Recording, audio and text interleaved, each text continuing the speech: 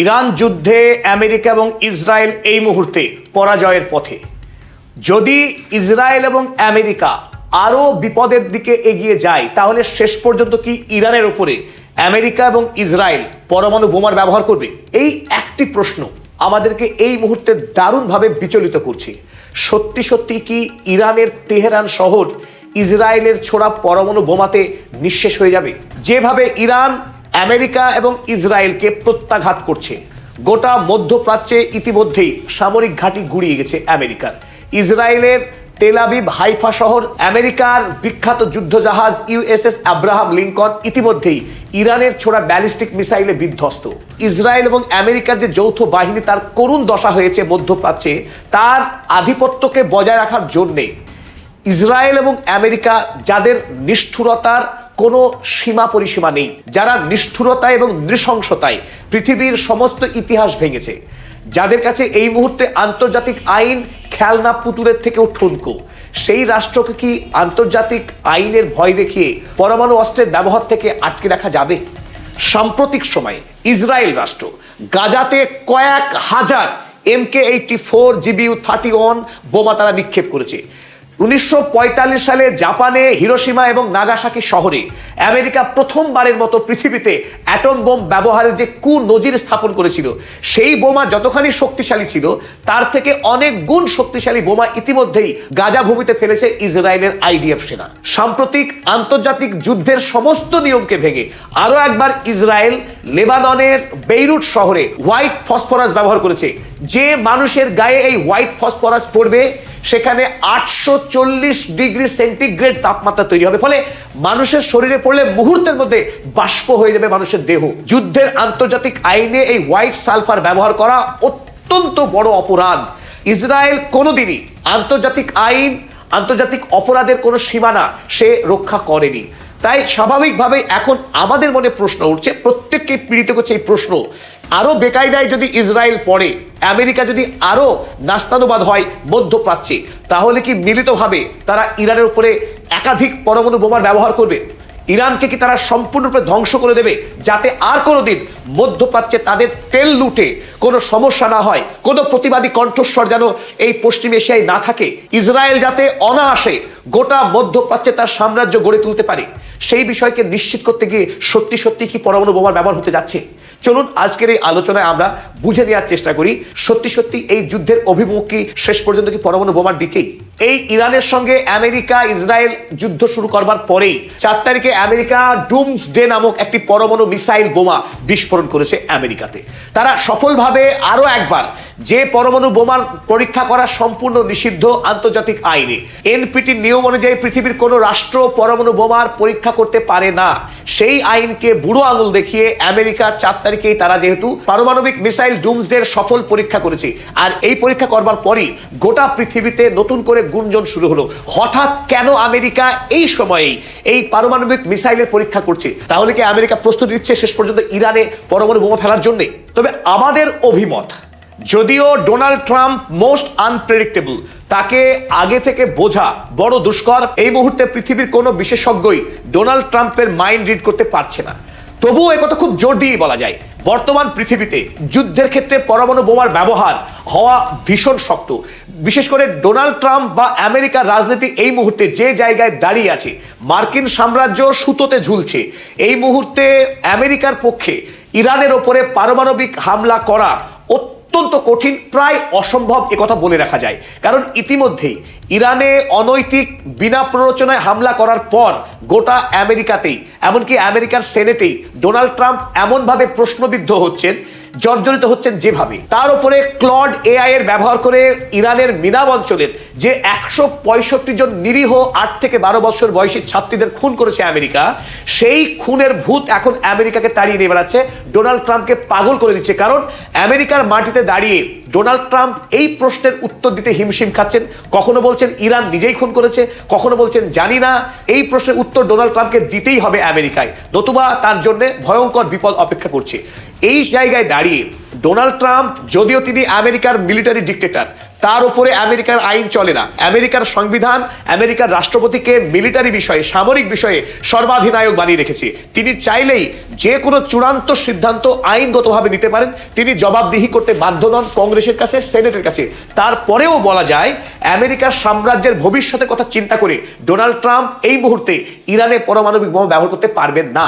কিন্তু প্রশ্ন হলো, আমেরিকার একার সিদ্ধান্তে আমেরিকা চলে না, আমরা একথা খুব ভালো করেই জানি। তাহলে আমেরিকা ইরান যুদ্ধে জড়াতো না। ইরান যুদ্ধে একথা সকলের কাছে এখন দিনের মতো পরিষ্কার। ইসরায়েলের ওয়ার ক্রিমিনাল বেঞ্জামিন নেতানিয়াহু 40 বছরের স্বপ্ন ছিল ইরান হামলা করার, সেই স্বপ্ন তিনি সত্য করেছেন ইরান আক্রমণের মধ্য দিয়ে, যাতে ডোনাল্ড ট্রাম্পকে তিনি বলির পাঠা করেছেন এই যুদ্ধের শরিক বানিয়ে। এখন ডোনাল্ড ট্রাম্পকে বেঞ্জামিন নেতানিয়াহু যদি জোর করেন পারমাণবিক বোমা আমাকে ব্যবহার করতেই হবে, সেই ক্ষেত্রে হতে পারে ডোনাল্ড ট্রাম্প নিজে দূরে থেকে বেঞ্জামিন নেতানিয়াহুকে ছাড়পত্র দিতে পারে ইরানে পরমাণু বোমা ফেলতে। সেই ক্ষেত্রে কি হতে পারে চলুন আমরা একটু বোঝার চেষ্টা করি। আন্তর্জাতিক পৃথিবীতে অফিসিয়ালি স্বীকৃত না হলেও একথা প্রত্যেকে জানে যে ইসরায়েলের নাগেব অঞ্চলে তার একটি পারমাণবিক কেন্দ্র রয়েছে, যে কেন্দ্রে ইতিমধ্যে 90টির কাছাকাছি ওয়ারহেড মজুদ রয়েছে এই নাগেবে। সুতরাং সে যদি চায় মিসাইলে করেই হোক বা অন্য মাধ্যমেই হোক ইরানের ওপরে পারমাণবিক হামলা চালাতে পারে।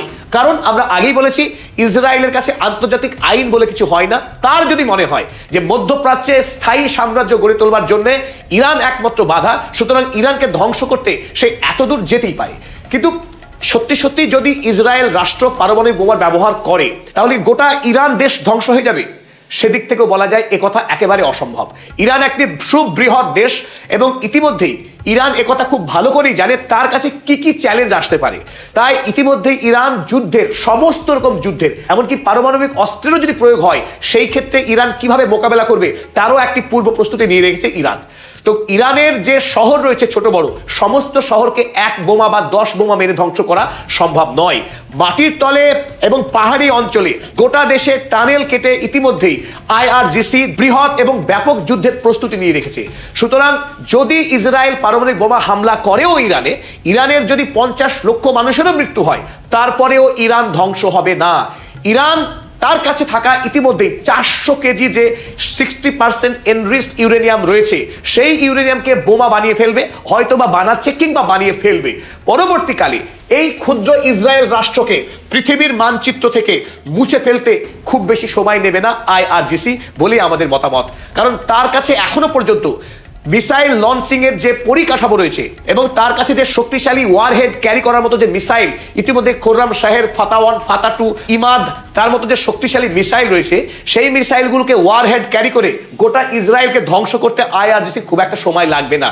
তাই বেঞ্জামিন নেতানিয়াহু রক্তপিপাসু হতে পারেন, যুদ্ধ অপরাধী হতে পারেন, কিন্তু তার নিজের দেশকে ধ্বংসের দিকে ঠেলে দেবেন এই পারমাণু অস্ত্র ব্যবহার করে, এটা আমাদের খুব একটা বিশ্বাস হয় না। তাছাড়া এই প্রেক্ষিতে আরো একটি কথা খুব সহজ করে বলা যায়, যদিও বা ইরান পারমাণবিক বোমা বানাতে অসমর্থ যদি হয়, তাদের কাছে যদি এই কাজ অসম্ভব হয়, তবুও ইসরায়েলকে পরমাণু বোমা দিয়ে ধ্বংস করা ইরানের পক্ষে অত্যন্ত সোজা। কারণ এই নাগেব অঞ্চলে ভয়ঙ্কর ভাবে যদি মিসাইল হামলা চালানো হয় এখানেই পরমাণু বোমা বিস্ফোরণ হবে, আর তাদের পরমাণু বোমা দিয়েই তাদেরকে ধ্বংস করতে পিছু পা হবে না ইরান। যদি ইরানকে আঘাত করা হয়, প্রত্যাঘাত করতে ইরান দেরি করবে না।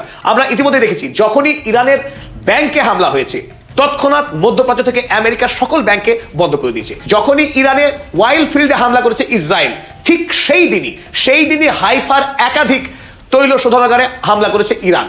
ইরানকে যদি আক্রমণ করে ঠিক সেই বদলাই ইরান নেবে এবং তাতে খুব একটা দেরি করবে না ইরান। তাই এবার প্রতিটা ক্ষেত্রে ইরান দেখিয়ে দিয়েছে। তাই পরমাণু যদি হামলা করা হয় ইরানের উপরে, ইসরায়েল যদি সেই সাহস বা স্পর্ধা দেখায় তাহলে ইসরায়েলকে পরমাণু অস্ত্রেই ঘায়েল হতে হবে। আর এই কথা আমরা বলছি এমন না, ইসরায়েলেরই বিশেষজ্ঞ টাইমস অফ ইসরায়েলে তিনি খোলামেলা লিখেছিলেন, তার উপরে আমরা ইতিপূর্বে একটি ভিডিও বানিয়েছিলাম, হয়তো আপনারা দেখেও থাকবেন। তাই ইরানকে খুব একটা সহজ প্রতিপক্ষ ভাবলে আমেরিকা বা ইসরায়েলের জন্য ভালো কিছু অপেক্ষা করছে না।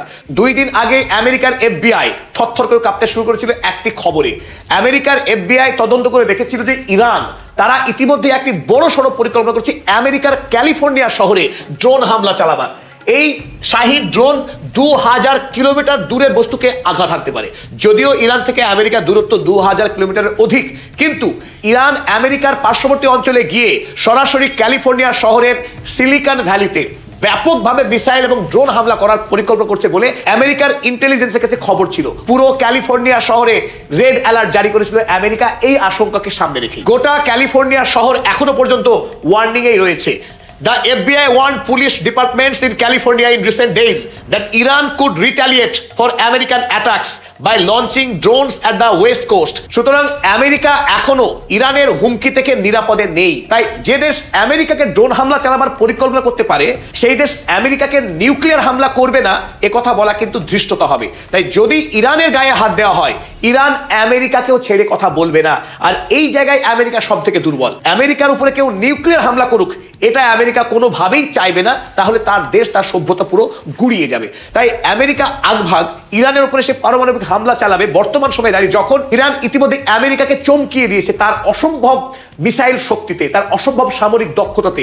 এই অবস্থায় দাঁড়িয়ে আমেরিকা ইরানের উপরে পারমাণবিক হামলা চালানোর ঝুঁকি নেবে বলে অন্তত আমাদের মনে হচ্ছে না। আর তারপরে যদি আমেরিকা এই দুঃসাহস দেখায়, সত্যি সত্যি যদি পারমাণবিক অস্ত্র ব্যবহার করে ইরানে, তাহলে গোটা পৃথিবীতে ইতিপূর্বে পৃথিবীতে এতদিন ধরে নিউক্লিয়ার অস্ত্রের ব্যবহার প্রসার রোধ করবার জন্য যে ব্যবস্থাপনা ছিল সেটা পুরোপুরি মুখ থুবড়ে পড়বে। সিটিবিটি চুক্তি, কম্প্রিহেন্সিভ নিউক্লিয়ার টেস্ট ব্যান পৃথিবীতে যেটা ছিল সেই সমস্ত চুক্তি কিন্তু ভেঙে পড়বে। ফলে রাশিয়া এবং চীন, উত্তর কোরিয়ার মতো রাষ্ট্র তারাও পরমাণু অস্ত্রের ব্যাপক ব্যবহার শুরু করবে। ইরান যদি ধ্বংস হয়ে যায় সেই ক্ষেত্রে চীন, রাশিয়া এবং উত্তর কোরিয়া তারা এই মহাযুদ্ধে সামিল হবে। পৃথিবীতে তৃতীয় বিশ্বযুদ্ধ যে শুরু হবে এ কথা বলার অপেক্ষা রাখে না এ কথা বলার যে পৃথিবীতে আমেরিকা রাষ্ট্রের সর্বনাশ হবে, তার পতন হবে। কারণ কোনো রাষ্ট্রকেই আর আটকে রাখা যাবে না পরমাণু অস্ত্রের ব্যবহার থেকে। উত্তর কোরিয়া দক্ষিণ কোরিয়াকে হামলা করতে পারে পরমাণু অস্ত্র দিয়ে, ওদিকে চীন, তাইওয়ান, গোটা মধ্যপ্রাচ্য, পৃথিবীতে এক ভয়াবহ সংকট নেমে আসবে। তাই পরিশেষে আমরা একথাই বলছি যে ইসরায়েল এবং আমেরিকা তারা যদিও আন্তর্জাতিক আইন পরোয়া করে না, তারা পৃথিবীর আইনকে ইচ্ছে মতো ভাঙে এবং গড়ে, তারপরেও বলা যায় আমেরিকা এবং ইসরায়েলের নিজের স্বার্থেই পরমাণু অস্ত্রের ব্যবহার হয়তো তারা ইরানে করার ধৃষ্টতা দেখাবে না।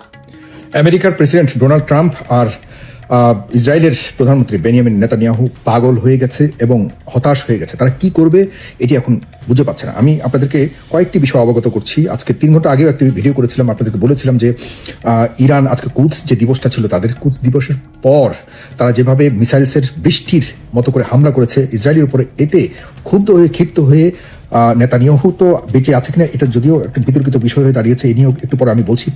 পুরো ভিডিওটা দেখবেন, আমার শেষের দিকে আমি কিছু গুরুত্বপূর্ণ কথা বলবো। ট্রাম্প অলরেডি যেভাবে